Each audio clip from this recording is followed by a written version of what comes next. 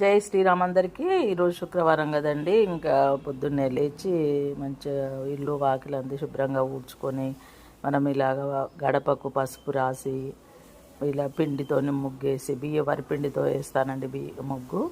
అలాగే పసుపు కుంకుమతో అలంకారం చేసుకుంటే ఎంతో ఆనందంగా అనిపిస్తుంది. మంచి పాజిటివ్ ఎనర్జీ కూడా మనకు చూసే కళ్ళకు కూడా మంచిగా అనిపిస్తుంది. మన ఇంటికి ఎవరైనా వచ్చి చూసినా బాగుంటుంది. మన ఇంటికి కూడా చాలా మంచిదండి. మంచి పాజిటివ్ ఎనర్జీ, నెగిటివ్ ఎనర్జీ తగ్గిస్తుంది ఇలాగ అలంకారం చేయటం వల్ల. అత్తమ్మ పొద్దున్నే తల కింద కవర్ పెట్టుకుందని అనుకుంటున్నారా? నిన్న పెట్టుకున్నాను ఫుల్ హెయిర్కు.